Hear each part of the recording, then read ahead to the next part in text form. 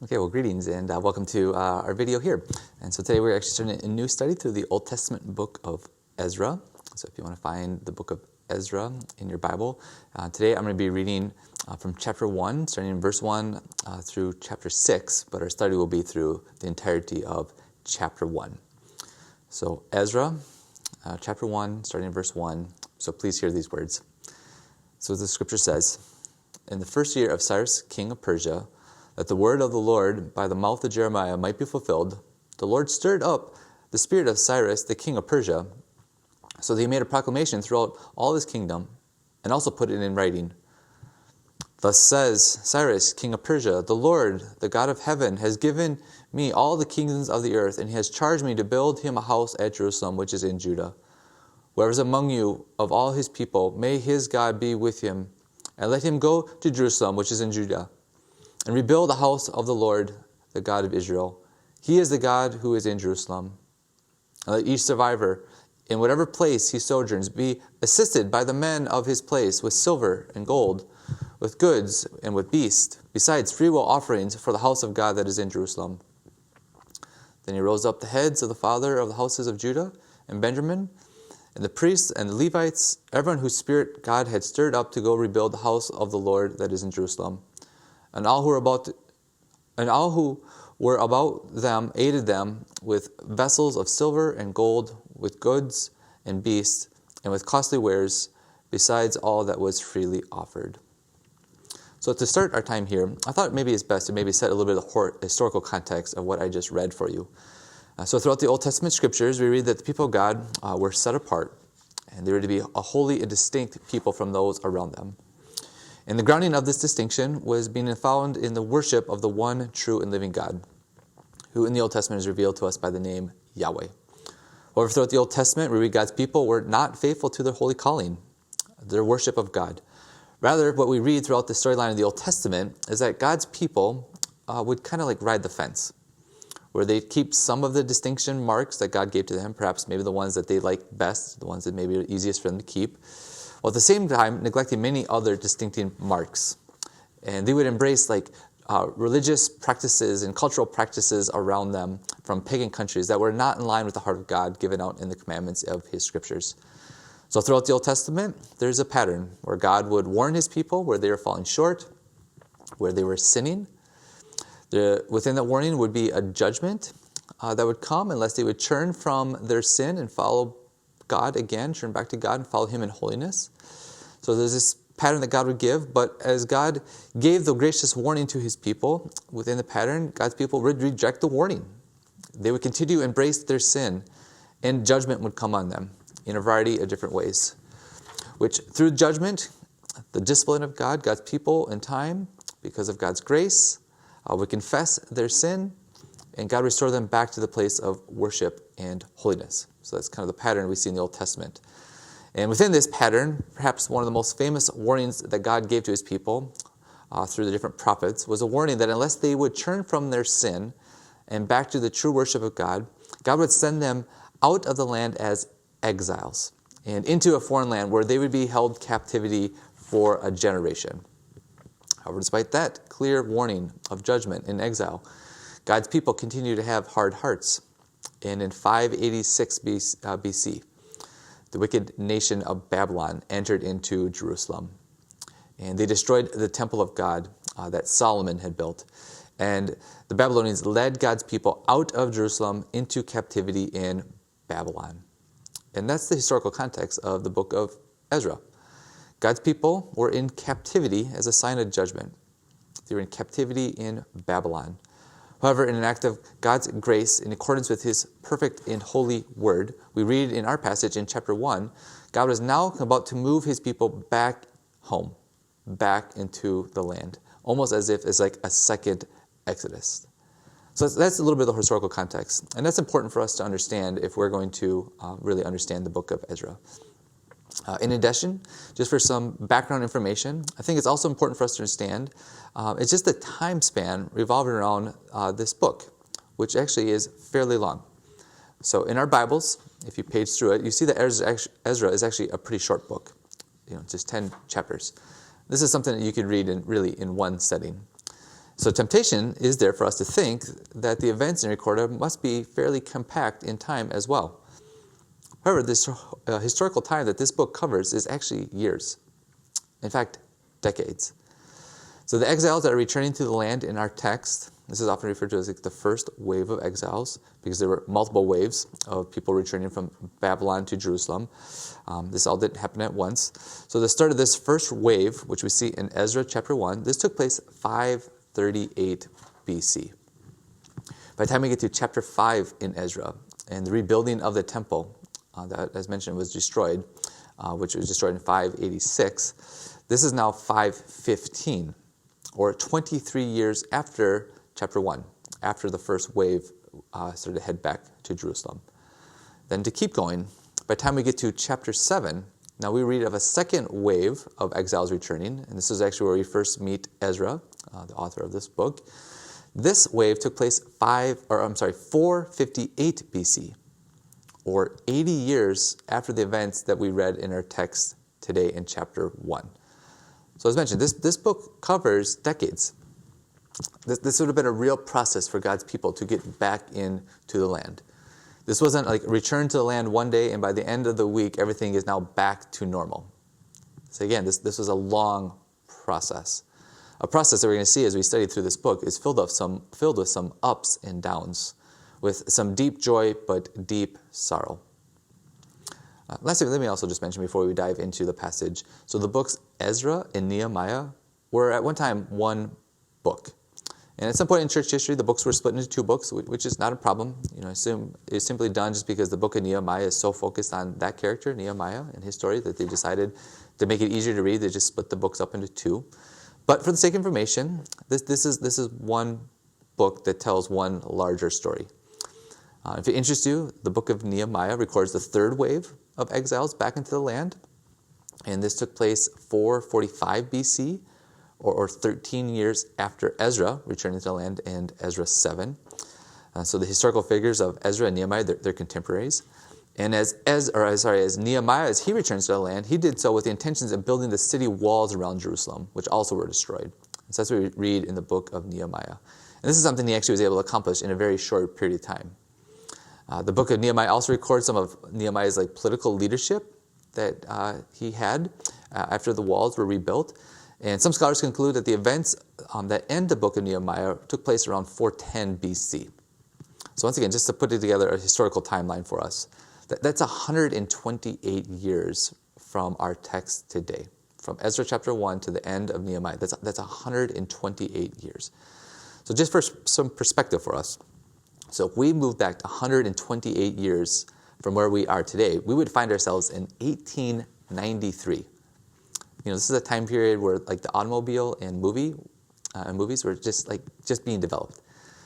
This was 3 years before the first modern Olympics. This was 10 years, 1893 is 10 years before the Wright brothers had their flight at Kitty Hawk. Grover Cleveland was the president. The first recorded college basketball game took place. So we know that's a long time ago. And for our purposes here, we just need to recognize the process by which God cares for his people and keeps his promises to them. It's often over time, often a long time, often filled with ups and downs, joys and sorrows. The first and second wave of the exiles return, they didn't get to experience all the benefits that the third exiles would have enjoyed, the third wave of exiles would have enjoyed. So again, this is a real process. And we're going to talk about this much more in our study of Ezra. Things just did not get fixed and put back together overnight. They didn't just return back to normal, their new normal right away. It was a process. So now that we have at least a little bit of historical context, let's just walk through the passage. And if you've been with us in this video series, as we've been studying through the book of Ruth, which was our previous study, which we finished a couple weeks back, we're going to do the same thing here. I'm just going to kind of walk through the passage for you, verse by verse, and then at the end, maybe connect some dots for us in terms of application for our life today. So verse 1, if you want to look there. So now we know the historical context. We read the first year of King Cyrus in Persia, right? That's how we know the date, because Cyrus is king of Persia. And the nation of Persia is the government that's overthrew the once mighty Babylonians, which held God's people captive. which is a reminder to us, by the way, that until Jesus comes and returns to set up his eternal kingdom, this is actually the fate of all nations, no matter how mighty they might seem. They will rise and they will fall. Well, we see at the end of verse 1, we see why Babylon fell, because this was to fulfill the word of the Lord that he's spoken through the mouth of the prophet Jeremiah. And if you're interested, you can find this in Jeremiah 25 and Jeremiah 29. And this was a great word of hope that God gave to his people, that even though that they would be put in captivity, they would not be in there forever. That God in his grace and in his kindness, in accordance with his plan and his timing, would bring his people out of captivity and back to the land, while at the same time bringing judgment to the Babylonians. Right? So God is like orchestrating all of this according to his word. And our text, in alignment with God's perfect will, we read that the Lord stirred up the spirit of Cyrus, the king of Persia. And this is such a stirring that the king of Persia puts out a proclamation throughout all of his kingdom, and he also put this into writing, which putting in the writing not only preserved the proclamation, but because this is in writing, this is now binding. For those of you who read the book of Esther, you may remember that actually took place in Persia around the same time of Ezra and Nehemiah. And you may remember in that story, the king of Persia got tricked into putting in an edict that made it legal to kill God's people. And then you remember how Esther, how she approached the king, which was an act that could have got her killed, and she pleaded with the king to take back the edict, which the king said he could not do because it was written, it was binding. So maybe you remember how it led to him like adding to the edict in a way that protected God's people. For us, the point here was that because it was a written edict, this was binding. This is the law of the land, that even the king could not fully nullify himself. In our text, that's what Cyrus is doing here. He is putting an edict, a proclamation in writing, binding, legal.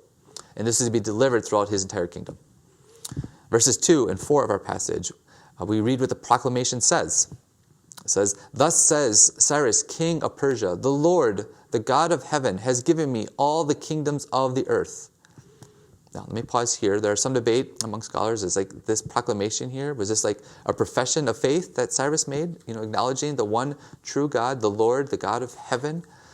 Or perhaps this is maybe just more like of a political speech given to him, which I tend to think it was. Hard to know for sure. The main thing, I think, for us to take away from this passage is simply that God was at work. He was stirring the heart of the king, Cyrus. God is the one who's in control here. In the proclamation, Cyrus declared that the Lord of heaven had given all kingdoms of the earth and charged him to build him a house at Jerusalem, which is in Judah.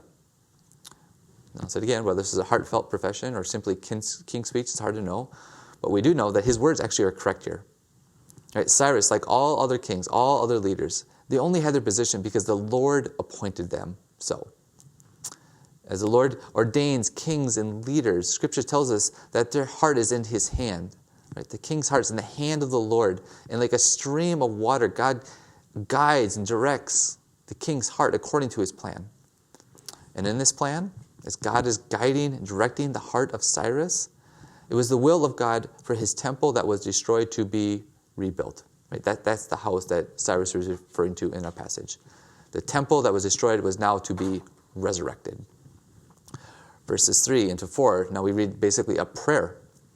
Cyrus said, "Whoever is among you of all people, may God be with him, and let him go to Jerusalem, which is in Judea, and rebuild the house of the Lord, that is the God of Israel. He is the God who is in Jerusalem. And let each survivor, or let the remnant, in whatever place he sojourns, be assisted in rebuilding the temple by the men of his place. And let that assistance come through like the giving of silver and gold, goods and beasts," which doesn't even count like the free will offering was to be taken up for the house of God that is in Jerusalem. So in short, it was the will of God for the temple to be rebuilt. And God was using means in our passage to accomplish that, his will. He's using the means of Cyrus, who would release a wave of people to go back to Jerusalem. He used the means of basically Cyrus's prayer or blessing to take up an offering, to provide for the things necessary to rebuild the temple, silver, gold, beast, the free will offering.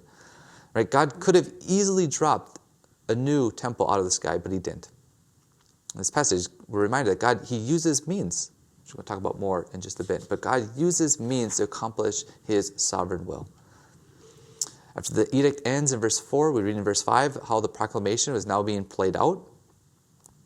We read that there was a rising of the heads of the fathers of the house of Judah and Benjamin.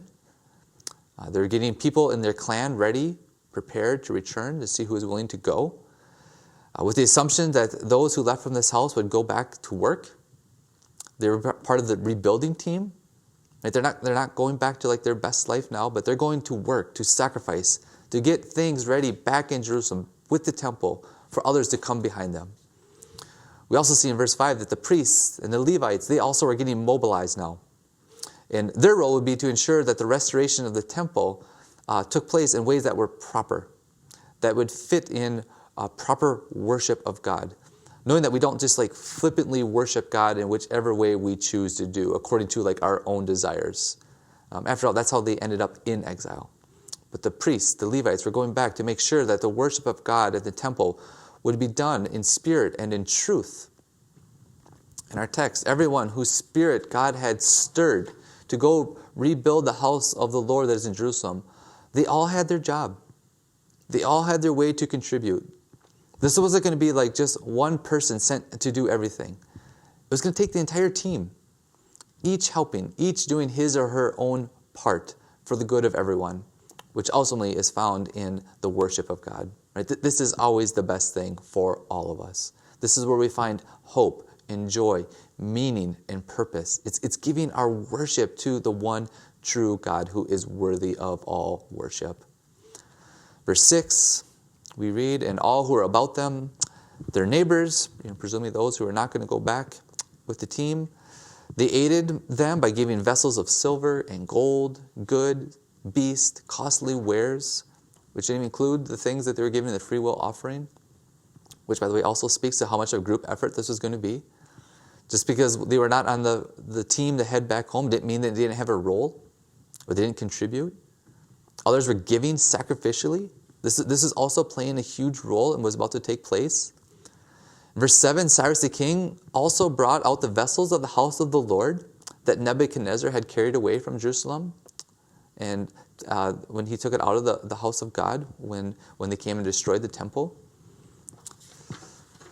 Right, the Babylonians, they looted the temple. And now King Cyrus, as God stirred his heart, is now sending people back to Jerusalem with that which was taken from it. Verse 8, we read that Cyrus did this with the help of the treasurer who counted in front of the prince of Judah. And our text ends with a little bit of an inventory of all the things that now King Cyrus is sending back. We read that there's 30 basins or dishes of gold that were going back, 1,000 basins of silver, 29 censers or like silver pans, 30 bowls of gold, 410 bowls of silver, and 1,000 other vessels. All the vessels of gold and silver were 5,400. All of these the prince of Judah brought back with him, our text tells us, as the exiles returned from Babylonia to Jerusalem. And that's how our passage ends. I was mentioning earlier, I want to give you just a few points of application that I think we can take away from this passage. And as we work through these various points, I do want to kind of share you, at least at the end, a little bit of the motivation of why we want to work. I thought it was helpful for us to work through this book in this time. So here's the application points. Just a few. So as I read this passage, first, we can trust in the sovereign hand of God. Right? We can do that. Right? Here's the hard thing for us when it comes to trust in God's good, in his hand. The hard thing for us is that we're just limited, like very limited in what we can see and what we can understand. And because of that, it just makes us hard to trust in him. It's also really hard to trust in him when things are just not going our way or the way we want or expected them to go. And when things like that happen, it's just so easy for us to doubt our God, doubt his goodness, doubt his plan. I mean, think about how difficult the entire exile process must have been for God's people. Right? They're taken out of the land. They're put into captivity by a wicked and brutal nation. The place of worship, the temple, this was now destroyed. Just for a moment, just put yourself back in time and imagine what it must have felt like for God's people here. This is not good. They wouldn't have picked this. Yet we see in our text that God was always in control. And he was in control, and he was going to keep his promises to them, promises to be good, promises to bring them back to the land in accordance with his word. And for us as a church, that really is our hope as we go through life. That is always our hope. That's where we put our trust. We put it in the sovereign hand of God. We put our trust in his word, his promises. And we cling to them even when things don't make sense to us or are not adding up the way we want them to. We know this. There's no doubt life can be hard. Many things that come our way are not always labeled as good. And so it's just so tempting for us to make decisions or judgments about God based solely on our current situation or what our emotions are telling us about our current situation. But we really have to fight against that. No matter what may come our way, we must trust in our God. Trust that he has a plan. Trust that he's patient, that he's working out the plan. Trust that he's in control. Right? In the end, it's not like kings and leaders are in control. Their hearts, as mentioned, they're in the hands of the Lord. He's the one who controls them.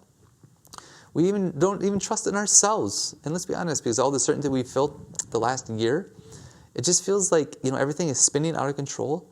And our great temptation is just to try to control everything around us. And we're just trusting in ourselves, but we can't do that. We read Ezra 1 and we remember that God is the one in control. He's the one that we can trust. He is the good, true King that we put our hope and our trust in.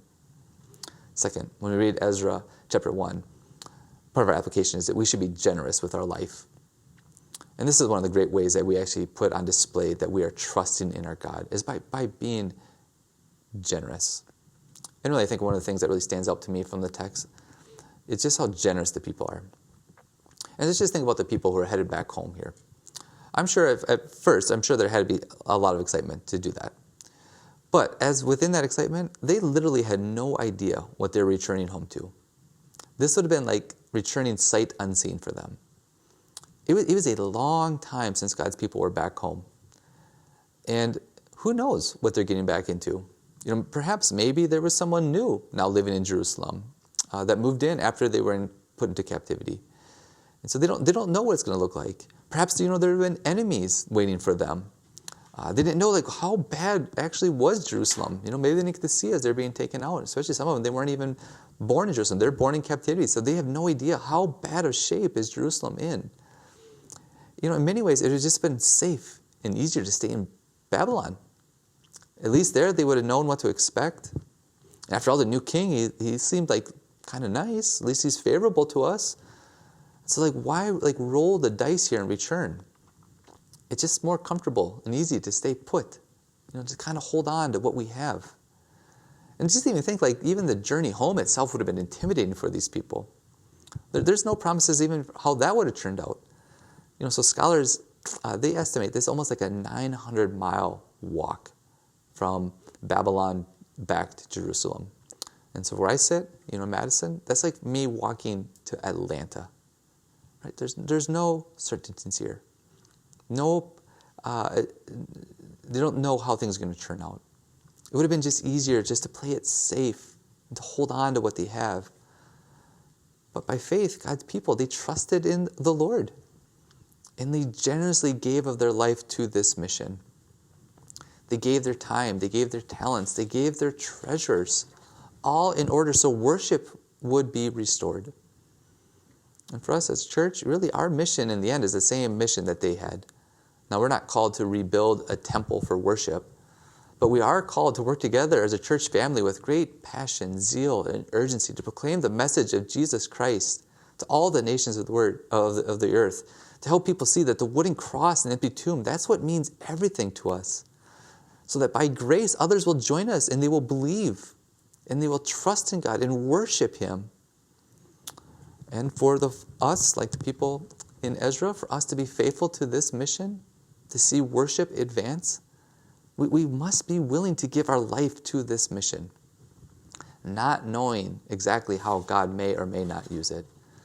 Not knowing how things may or may not be received. Understanding it's going to be a sacrifice of things of comfort. The things we don't know what will happen if we are faithful to this mission. In River Village Church, this mission set before us. This is something that we must do, and we must do this together. each of us doing his or her own part. Understanding each of us has a role to play in this mission of worship that we have to see the worship of God advance from us. And for us, we've been a stewardship. We've been given a stewardship of time and talents and treasures. And we've been given this as individuals, and we've been given to this collectively as a church family. And we just can't play it safe. We can't play it comfortable with these things we've been entrusted with.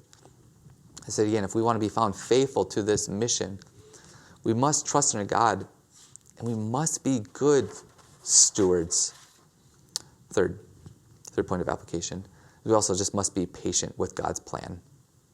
And this is also another way we show our trust in our God. Go back to the timeline of Ezra. This is a long time. Things did not get fixed and go back to normal overnight. Really, it wasn't until Nehemiah and the rebuilding of the walls 100 years later from Ezra 1, where things are finally feeling back to normal in Jerusalem. And there's actually no doubt, the first wave of exiles that we read about in our text, and we'll talk about again next week. The second wave of exiles, including Ezra, right? They didn't reap all the benefits of their labor. And for us, church, as we labor alongside one another, as we seek to fulfill the mission set before us, we have to understand we have a patient mission. Even though we go so with great urgency, zeal, and passion, we have to be patient. Patient with the process, patient with each other, patient with God as he's working out his plan among us, trusting that his timing is what is best. Church, we know the last year has been pretty difficult, a year like no other. And in some ways, as a church family, I think at least most of us are feeling hopeful, optimistic where things may be headed. And so let me just give you a little bit of a motivation here on why I want to study Ezra with you.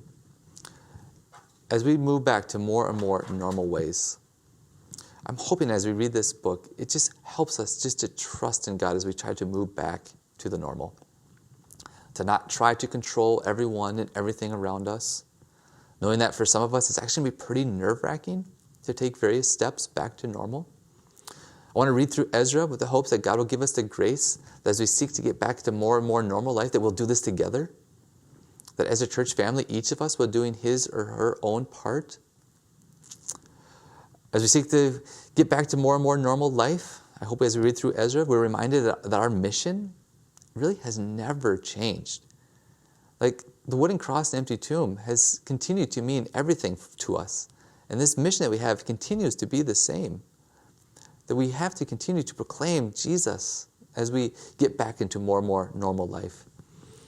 And I hope as we read through Ezra, that God just gives us patience with each step of the way.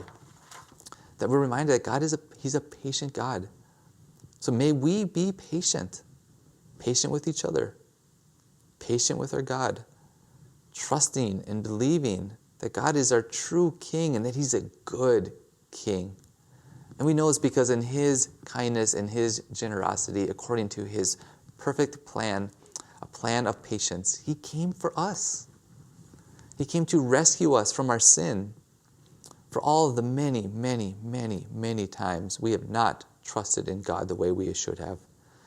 Whether it be by hoarding things like our time and our treasures and our talents, or maybe just being sinfully impatient with others, or maybe by giving our worship to things that are less than Him. This is what our good King came to rescue us from our sin and the judgment of our sin. And He did so by willingly giving His life for us, as He laid down His life in our place on the cross to take the punishment of our sin. So that through faith, through trust in Him, the great King, the Lord Jesus Christ, as we trust in His death on the cross and His resurrection on the third day, as He rose the truest of all temples, which is His body, that through faith, through trust in Him, that we would be forgiven, and that through Him we would be able to worship Him in spirit and in truth, which is something that makes us complete. May God give us the grace as we read through Ezra to trust in Him, His Word, and His Son that He has given to us. May God bless you.